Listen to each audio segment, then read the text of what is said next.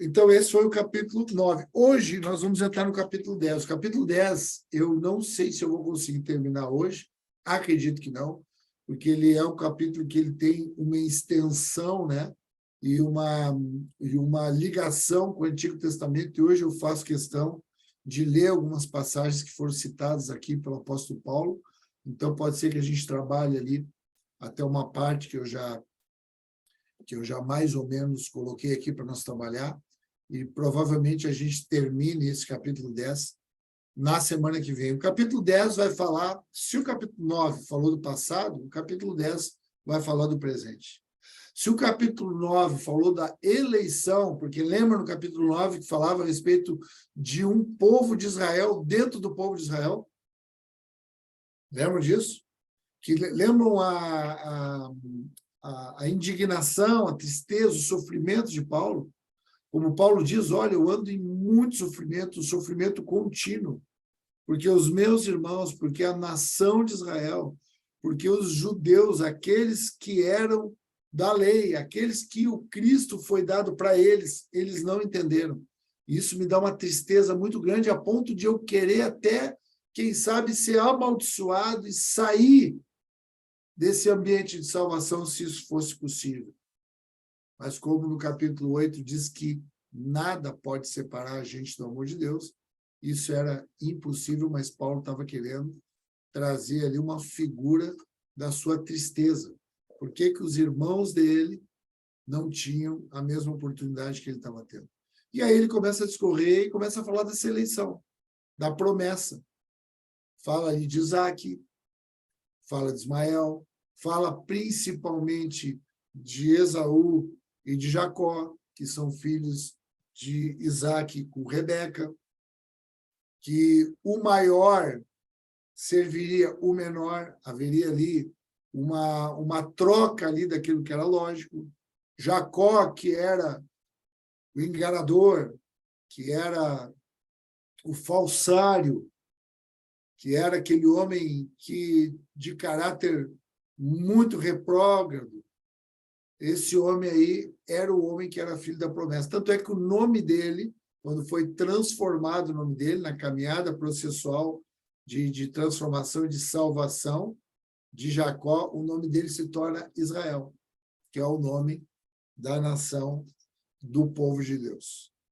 Então, a gente pôde ver tudo isso na eleição que se reportou ao passado. Agora, a gente vai ver o que fala a respeito do presente. É isso que nós vamos falar agora. E aí a palavra, se no capítulo 9 foi eleição, no capítulo 10 é rejeição. A gente vai perceber como que Cristo foi rejeitado pelo seu povo, pelos judeus, né? E então a gente vai começar a leitura para começar a conversar a respeito disso. Tempo de rejeição. Então, Romanos 10, a partir do versículo 1, diz assim, eu vou ler a versão transformadora, tá? Então, diz assim, irmãos, o bom desejo do meu coração e a oração a Deus por Israel é para a sua salvação. Porque lhes dou testemunho de que tem zelo de Deus, mas não tem entendimento. Porquanto, não conhecendo a justiça de Deus e procurando estabelecer a sua própria justiça, não se sujeitaram à justiça de Deus. Porque o fim da lei é Cristo, e para a justiça de todo aquele que crê.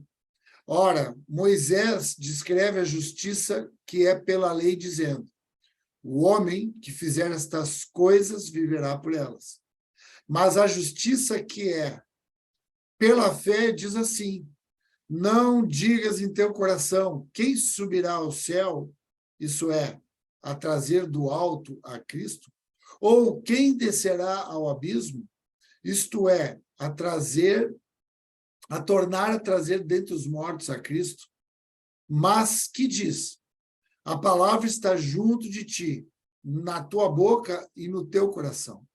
Essa é a palavra da fé que pregamos. A saber, se com sua boca confessares a Jesus Senhor, e com teu coração creres que... Não, desculpa, vou ler de novo 9. A saber, se com a tua boca confessares ao Senhor Jesus, e em teu coração creres que Deus o ressuscitou dentre os mortos, serás salvo. Visto que com o coração se crê para a justiça, e com a boca se faz confissão para a salvação. Porque a Escritura diz, todo aquele que crer não será confundido. Lembra aqui essa passagem aqui, nós trabalhamos no devocional, isso ele está citando uma passagem de Isaías, nós trabalhamos ela nesses dias, eu não lembro se foi nessa semana ou na semana passada, acho que foi na semana passada, até. Mas eu me lembro bem que a gente trabalhou que todo aquele que nele crê não será confundido. Versículo 12. Porquanto não há diferença entre judeu e grego, porque um mesmo é o Senhor de todos, rico para com todos os que o invocam. Porque todo aquele que invocar o nome do Senhor será salvo. Como, pois, invocarão aquele em que não creram? E como crerão naquele de que não ouviram? E como ouvirão se não há quem pregue? E como pregarão se não forem enviados? Então, aqui ele está fazendo uma alusão do envio que ele quer que seja feito por ele para que esse evangelho seja pregado na Espanha. Como está escrito, quão formosos os pés dos que anunciam o evangelho de paz, dos que trazem alegres novas de boas coisas. Mas nem todos têm obedecido ao evangelho. Pois Isaías diz, Senhor, quem creu na nossa pregação? De sorte que a fé é pelo ouvir, e o ouvir pela palavra de Deus. Mas digo, porventura não ouviram? Sim, por certo, pois por toda a terra saiu a voz deles, e as suas palavras até os confins do mundo. Mas digo, porventura Israel não soube? Primeiramente diz Moisés, eu vos porei em ciúmes com aqueles que não são povo, com gente insensata que vos provocarei a ira. Isaías ousadamente diz, fui achado pelos que não me buscavam, fui manifestado aos que por mim não perguntavam, mas para Israel diz, todo dia estendi as mãos a um povo rebelde e contradizente. Amém. Até aí, queridos, graças a Deus. Muito interessante esse capítulo, né? Que traz com muita clareza essa rejeição da parte do povo de Israel, o povo judeu. Então, o que Paulo está falando num primeiro momento, né? Paulo está falando do zelo que aquele povo tem por Deus. Ele não duvida do zelo. Ele não duvida do zelo dos judeus. Inclusive, ele sabe desse zelo porque ele fala dele mesmo. Ele se disse em Gálatas que era zeloso pela lei. Ele sabe que os fariseus, que os judeus tinham zelo pela lei, tinham cuidado pela lei. Eram homens com uma moral irrepreensível. Eram homens que buscavam obediência àquilo que Deus tinha pré-anunciado de todo o seu coração. Ele sabia disso e ele cita isso. Agora, qual o problema? Isso eu quero que tu escreva aí. Há um reconhecimento do zelo, mas o zelo não é suficiente para a salvação. Ser zeloso com as questões morais não quer dizer uma caminhada espiritual. A gente vê muita gente zelosa, muita gente que tem um compromisso moral consigo, com as pessoas, como cidadão, com as leis civis. Pessoas que são irreprováveis, segundo aquilo que é aparente. Mas isso não faz com que essa pessoa seja alguém que está vivendo uma vida como um salvo. que está vivendo uma salvação, porque apesar do zelo, eles não têm entendimento. Eles não têm entendimento, não no sentido de uma compreensão humana, mas no sentido daquilo que Paulo fala aos irmãos de Éfeso, quando ele diz, tende os olhos de vocês iluminados, os olhos do coração. Isso aqui está falando de fé. Está falando, apesar de vocês serem zelosos, apesar de vocês serem, como eu mesmo fui, um perseguidor de Cristo. Então, ele está dizendo assim como eu fui um perseguidor de Cristo, porque eu acreditava de todo o meu coração que aquilo era uma maneira zelosa de guardar aquilo que eu acreditava, aquilo que eu conhecia. Então, eu perseguia todos os cristãos, porque na minha mentalidade, aquilo era como se fosse uma seita. Aquilo era ilegítimo. Diante da minha visão zelosa, mas reduzida. Uma fé ainda baseada numa justiça humana, e não num despertamento espiritual, e não no avivamento do homem interior, onde nascemos de novo pela fé, onde nascemos de novo pela salvação, pela graça, e agora nós conseguimos ter um outro olhar, uma outra visão, enxergamos a salvação de outra forma. Havia uma visão reduzida, apesar de muito zelo, muito empenho e muita dedicação. Paulo luta com muita veemência nessa carta que não é pelo nosso esforço, que não é pelo nosso zelo, não é pelo nosso empenho humano. Isso é depois vai haver, sim, um empenho, vai haver uma disposição, vai haver um cuidado, e nós vamos ver isso hoje aqui, como vai haver uma proclamação, mas por uma fé gerada por Deus no nosso coração. E não porque nós fizemos alguma coisa que agora a gente foi premiado por esse esforço. E o esforço, ele é uma consequência de um homem que tem relacionamento com Deus, de um homem que se tornou igreja, de um homem, de uma mulher, de uma família, de uma comunidade, que agora compreende o corpo de Cristo. Então, não é pelo zelo. E ele entende que os irmãos são zelosos como ele era zeloso. E ele entende também que, assim como ele perseguia, ele está sendo perseguido hoje. Ele compreende essas coisas, porque ele mesmo era o perseguidor. Então, ele entende a perseguição que há com ele, porque ele perseguia a igreja, e ele agora, sendo igreja, ele também é perseguido.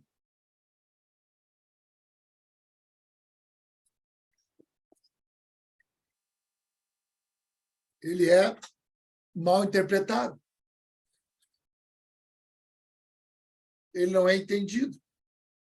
Mas ele está trazendo todo o entendimento dele para que alguns que também estão recebendo essa mesma fé, também estão recebendo dessa mesma salvação, porque creem, aí esse crer é entendimento, aí não é só zeloso, agora ele crê em Jesus Cristo. Então, essas pessoas, elas vão também fazer parte dessa comissão que vai pregar a palavra de Deus em todo o lugar. Então, ele dá testemunho disso. Então, escrevam aí, né, que esse zelo humano, ele está ligado à justiça humana.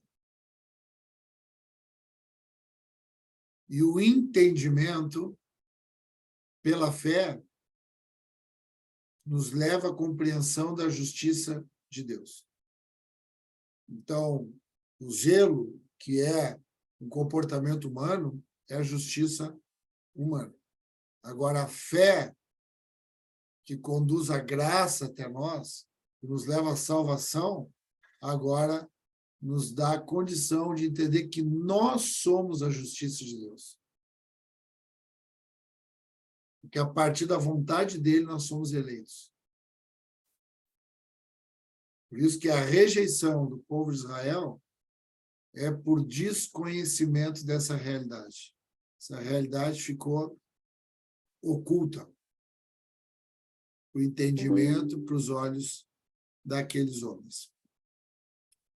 Amém, queridos? Então, até aí, a gente está firme, está entendendo? Aí depois ele fala, no versículo 4, ele diz, porque o fim da lei é Cristo, para a justiça de todo aquele que crê. Então, o que ele está dizendo? Que essa lei, a qual eles zelam tanto por ela, essa lei dada por Moisés, o fim dessa lei era Cristo, ou seja, ela apontava para Cristo. A lei é cumprida em Cristo. Toda a lei aponta para Cristo, aponta para o Messias. E ela se cumpria em Cristo. E essa era a grande dificuldade. Então, porque o fim da lei é Cristo, para a justiça de todo aquele que crê. Então, nós cremos pela fé. Quando nós cremos pela fé, tu pode fazer um esqueminha assim. Bota assim, crer, aí bota uma setinha, bota fé, para tu entender, né, que tu crê pela fé. E a fé, ela é dada por Deus, né, para que a graça, para que ela conduza a graça, que são as virtudes de Deus através de Jesus sendo Cristo. Então, isso é a justiça de Deus. Isso nos justifica. Isso nos faz eleitos, nos faz filhos, nos faz herdeiros. Aí, por isso que a Bíblia diz, o justo viverá pela fé. Então, agora, ele não vive mais pela justiça humana, que é aquilo que é aparente, que é aquilo que é superficial, que é aquilo que é esse zelo moral. Não, agora ele vive pela fé porque essa lei conduziu e apontou para Cristo. E porque nós cremos nele, nós somos feitos justos. Amém, irmãos? Então, essa era a grande dificuldade dos judeus. Eles tinham dificuldade de compreender isso. Por quê? Porque estava impossível para eles compreenderem. Aí, ele começa agora a falar a respeito de Moisés. E aí é onde eu quero me deter com vocês hoje, nessas coisas, né? Porque daí ele diz assim, no versículo 5, ora, Moisés descreve a justiça que é pela lei, dizendo, o homem que fizer essas coisas viverá por elas. Então, aqui, ele está citando Moisés, ele está citando o livro de Levítico. Tu pode abrir até aí, em Levítico, capítulo 18. Então, ele está citando, e eu quero que a gente transite hoje pelas Escrituras, para a gente poder ver qual era a argumentação que Paulo estava trazendo para embasar a sua fé. Ele traz várias argumentações linkadas com a lei, com os profetas. Então, ele traz essa primeira argumentação que está lá em Levítico. Vocês sabem, né? Eu falei na semana passada, vou relembrar vocês. Você sabe que esse livro de Romanos ele é muito usado nas universidades mundo afora, muitas até na América, Rafael. Se usa esse livro de Romanos nas faculdades de Direito. Não pela fé, não pela confissão de fé, mas pela capacidade argumentativa, para que os alunos aprendam a argumentar, porque Paulo dá uma aula de argumentação. Uma aula de prospecção de perguntas com respostas, ele mesmo fazendo. Ele gera uma possível pergunta e ele mesmo traz a argumentação acerca daquilo que ele entende a partir daquela pergunta, aquele questionamento, segundo determinados temas, né? Mas muitos temas a respeito da lei. Então, eu acho isso muito interessante. Então, no livro de Levítico, ele traz essa parte. Então, lá em Levítico, no capítulo 18, e no versículo 5, Paulo está citando esse versículo 5 do capítulo 18 do livro de Levítico, que é a lei deixada por Moisés, por Deus, né, através de Moisés para o povo. Então, diz assim, ó, porquanto os meus estatutos, os meus juízos guardareis, pois o homem que os cumprir, por eles viverá. Eu sou o Senhor. Então, aqui, qual era a interpretação dos judeus, né? Que eles guardavam a lei porque o Moisés tinha trazido para eles essa orientação, e que se eles seguissem pela lei, eles seriam justificados. Se eles seguissem por aqueles juízos, se eles cumprissem aquilo ali, eles viveriam. Mas o fato é que aquilo não foi possível ser cumprido, por mais que eles transitaram pelos juízos, andaram pelas ordenanças, e em todo o tempo eles foram pegos em desobediência, em negligência, em rebeldia. Escreve aí, a lei revelou a rebeldia do coração do homem. Então, é isso que Paulo está argumentando e está explicando para eles. Ele está dizendo, olha, o homem viverá, o homem que fizer essas coisas viverá por elas. Então, não é viverá por elas no sentido de cumprir elas, mas viverá por elas porque essas coisas, ela vai revelar a rebeldia do homem e vai levar ao fim da lei, que é Cristo. Então, aqui Moisés está pregando o evangelho de Jesus Cristo. Toda a Bíblia está apontando para o evangelho de Jesus Cristo. É isso que Moisés está falando. E é isso que ele está argumentando para o povo. Amém, queridos? Então, agora ele vai para o capítulo, a partir do versículo 6, nosso capítulo 10, e aí ele diz assim, mas a justiça que é pela fé diz assim, não digas em teu coração, quem subirá ao céu, isso é, a trazer do alto Cristo, quem descerá ao abismo, isso é, a trazer dentre os mortos a Cristo, mas que diz, a palavra está junto de ti, na tua boca e no teu coração. Essa é a palavra da fé que pregamos. Então, aqui, nesse outro argumento, ele traz agora uma narrativa do livro de Deuteronômio. Então, vai abrindo lá em Deuteronômio, para a gente poder acompanhar juntos aqui. Lá em Deuteronômio, no capítulo 30. Deuteronômio 30.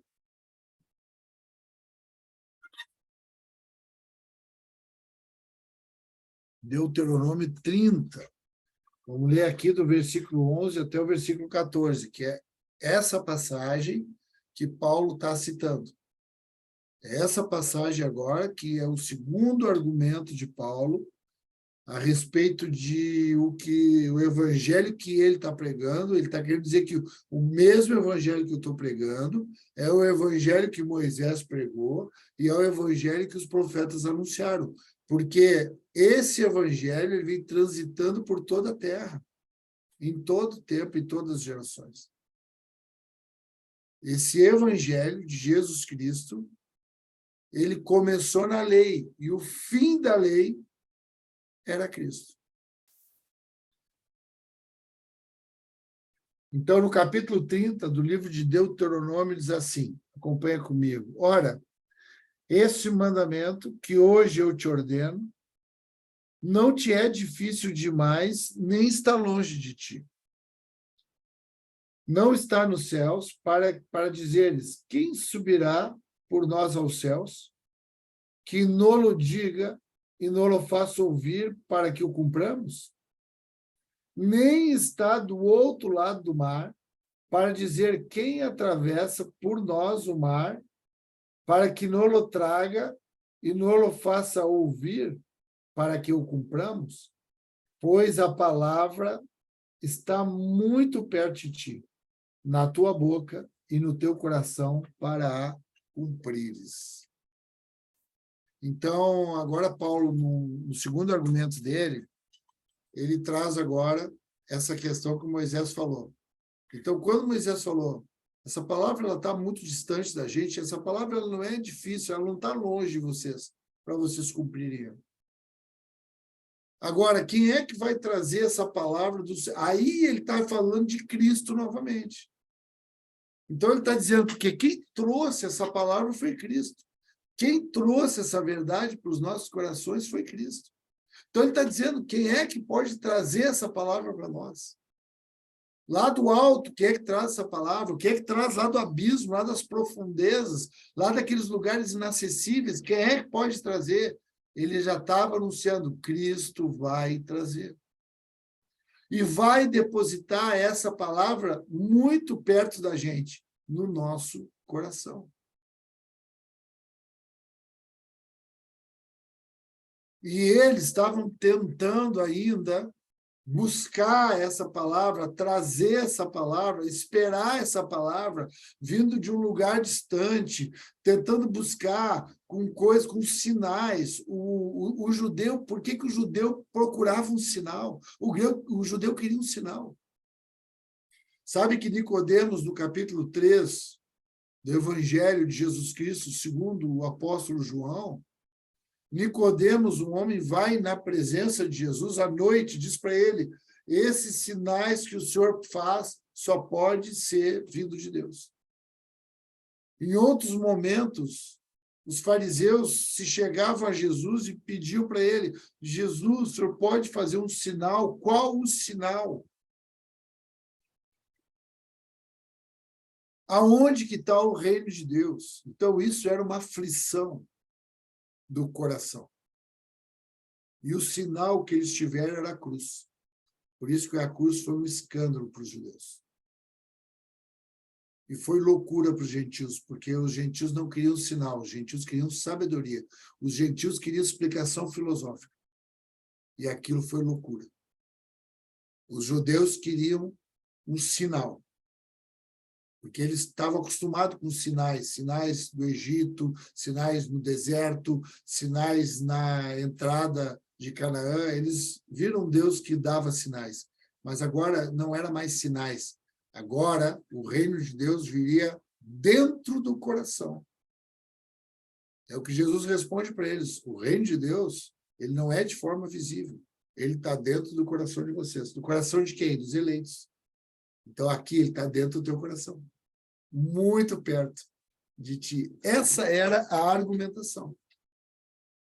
Segunda argumentação de Paulo a esse respeito. Amém, queridos? Até aqui? Vamos mais adiante um pouquinho? Vamos lá. Deixa eu ver como é que nós estamos com o tempo aqui. A gente tem mais um tempinho aqui para a gente avançar mais um pouco. Muito bom. Então, ele diz isso, né? Então, que a palavra, então, tu vê que ele cita ali, né? Que é o que diz ali no versículo 14. Porque essa palavra está muito perto de ti, na tua boca e no teu coração para cumprires. Então, essa palavra está dentro de nós com que aspecto? Porque Cristo trouxe ela para nós. Cristo trouxe a justiça de Deus para nós, nos tornando justos pela fé a partir de nós crermos. E agora nós vamos ver crer em quê? O que é essa palavra crer agora? Ele diz assim no versículo 9, a saber, se com tua boca confessares ao Senhor Jesus e em teu coração creres que Deus o ressuscitou dentre os mortos, será salvo. Visto que com o coração se crê para a justiça e com a boca se faz confissão para a salvação. Porque a Escritura diz, todo aquele que crer não será confundido.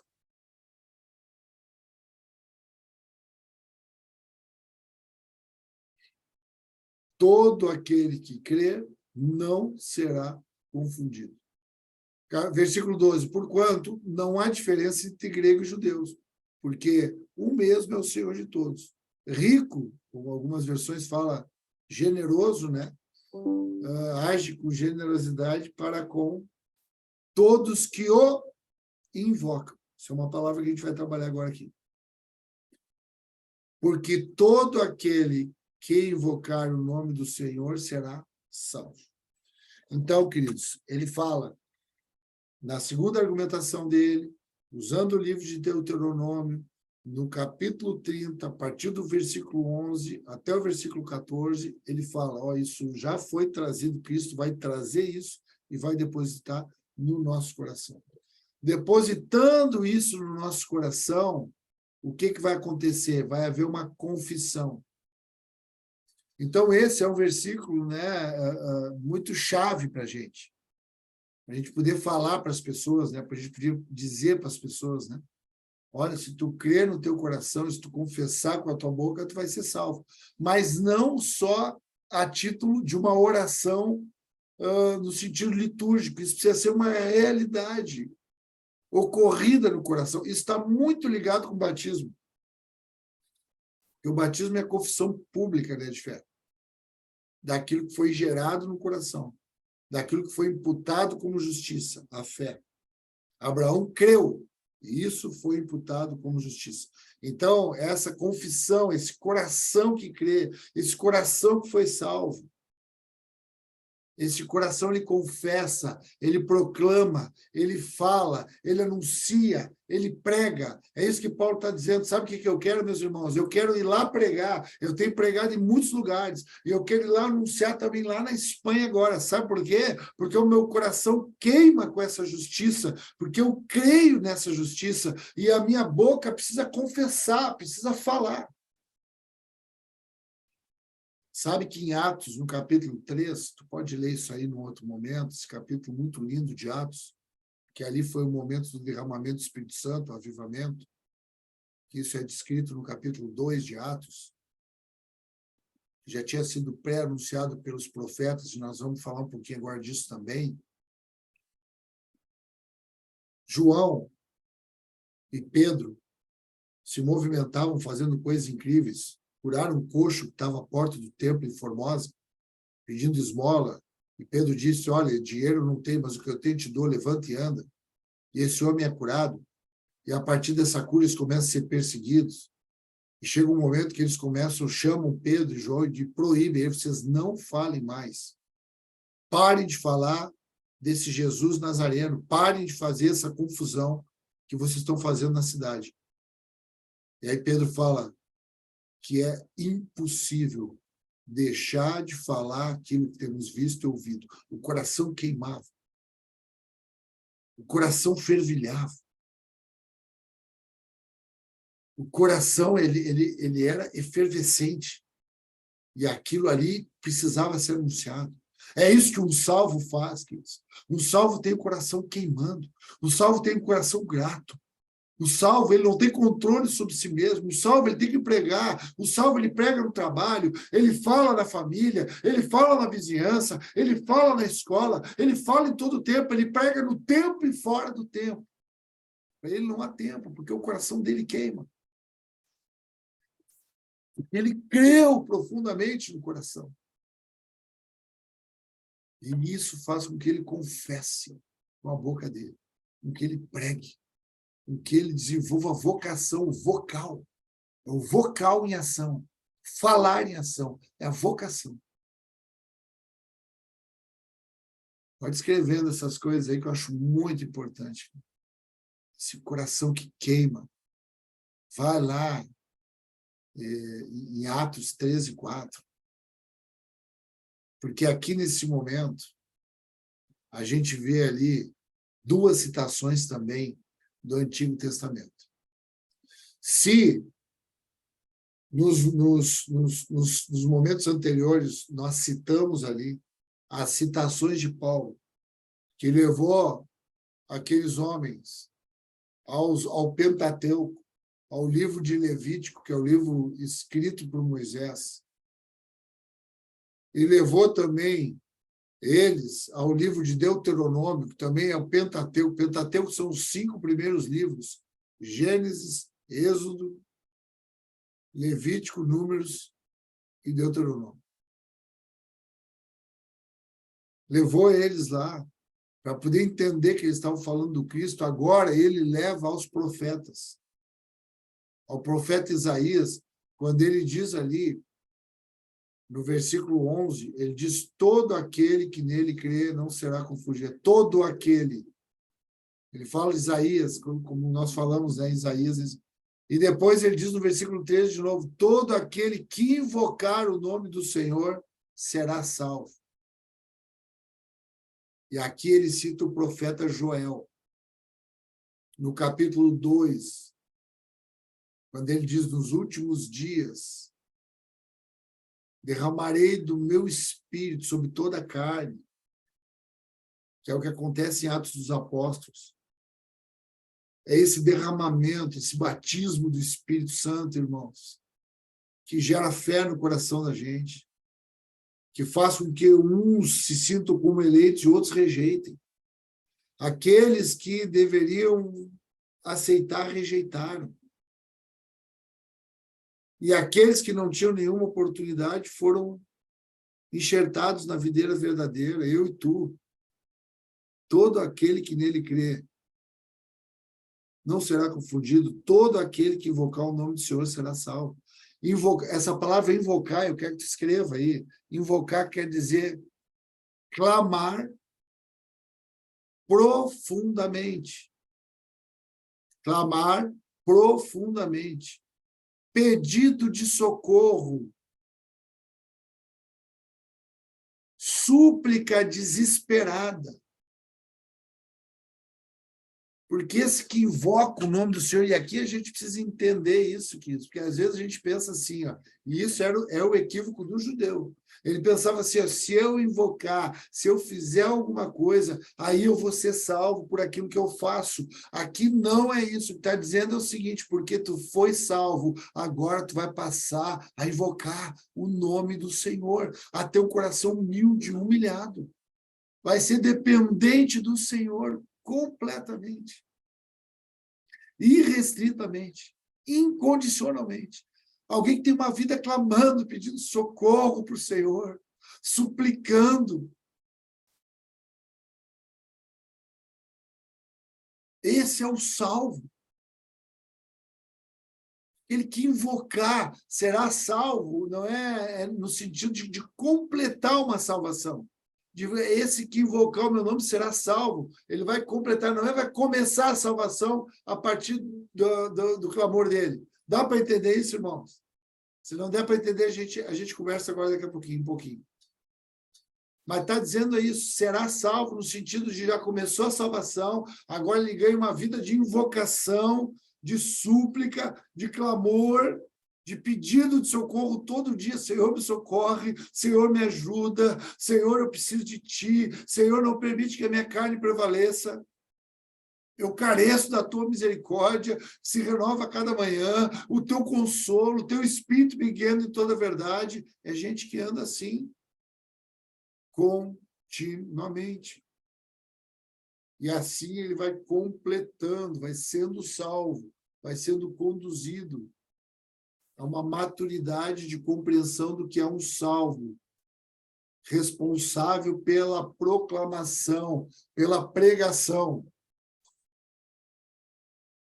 Porque agora essa proclamação, essa pregação, esse testemunho,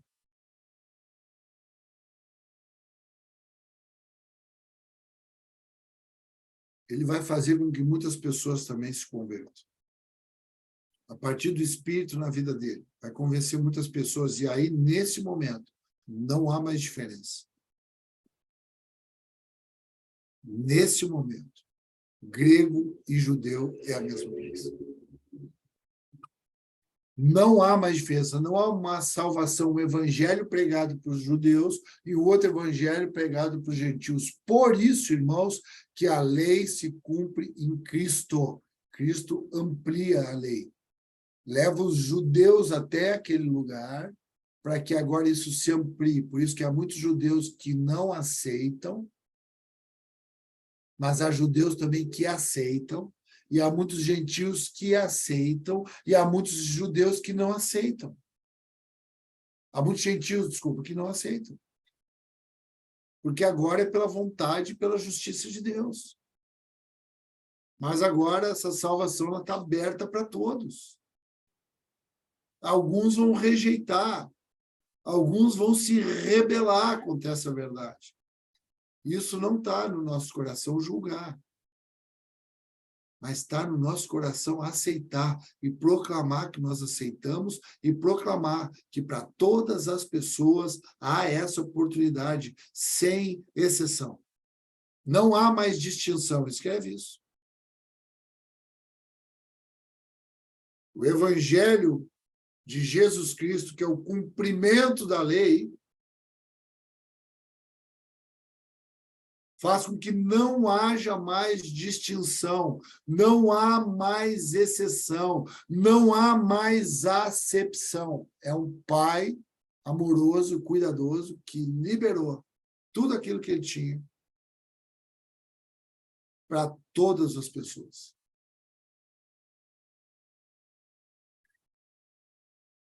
Para todas as pessoas. E aí, por isso que ele diz no final, né? Porque é isso que ele quer fazer. Ele está dizendo, olha, liberou para todas as pessoas, nós precisamos ir lá agora na Espanha. Nós precisamos expandir isso. Só que não era para Paulo fazer isso, era para eu e tu fazer. Era para homens que vieram depois de Paulo fazer, chegaram na Espanha, o Evangelho chegou na Espanha, chegou na Europa, chegou na América, chegou no Brasil, chegou na África, chegou em toda a terra. E agora é para nós continuar fazendo a mesma obra que aqueles nossos irmãos começaram a fazer. No nosso tempo, com a sabedoria que Deus nos dá hoje, com os dons que nós recebemos, porque o nosso coração queima com essa justiça, a nossa boca proclama, a nossa boca fala, a nossa boca confessa, a nossa boca orienta, a nossa boca testemunha, a nossa boca ensina. É isso que ele está dizendo. E aí ele cita mais uma vez Isaías, quão formosos os pés do que anuncia o evangelho da paz, os que trazem alegres boas novas. Então eu quero ficar aqui hoje, eu quero ficar até aqui, até o versículo 15. Vamos fechar no versículo 15. Para a gente poder passar para a primeira parte, quando Paulo diz, olha, vocês são zelosos em relação às coisas de Deus, mas vocês não têm entendimento, vocês não têm iluminação. Vocês não podem compreender essas coisas. E aí depois ele passa por uma descrição do que é a lei. O fim da lei é Cristo. E depois ele cita Moisés, explicando que Moisés já estava pregando o mesmo evangelho de Jesus Cristo naquela época. Eles já estavam anunciando. E depois ele cita os profetas Isaías e Joel. Também eles anunciando salvação em Jesus Cristo. Todo aquele que nele crê. E passa a invocar, a clamar, a pedir socorro, a suplicar a Jesus, o nosso Senhor. Ele é o alvo da nossa súplica. Ele é o alvo da nossa gratidão. Ele é o nosso Redentor e nosso Salvador. Amém, irmãos? Então, eu queria ir até aqui. Na semana que vem, a gente continua. Aqui a gente retoma um pouquinho a partir do 15. Mas a gente volta um pouquinho aqui para relembrar alguma coisa. Mas já começamos a ver, né? Por que foi dessa rejeição do povo judeu? Como é que conecta com a eleição que nós vimos no capítulo 9? E nós vamos também, na semana que vem, trazer mais uns textos também da Escritura, do Antigo Testamento, porque ele está correlacionando com muita graça. É uma argumentação mesmo muito preciosa, porque vem da sabedoria de Deus. É o próprio Cristo vindo, né? Enchendo o coração de Paulo e iluminando as palavras dele.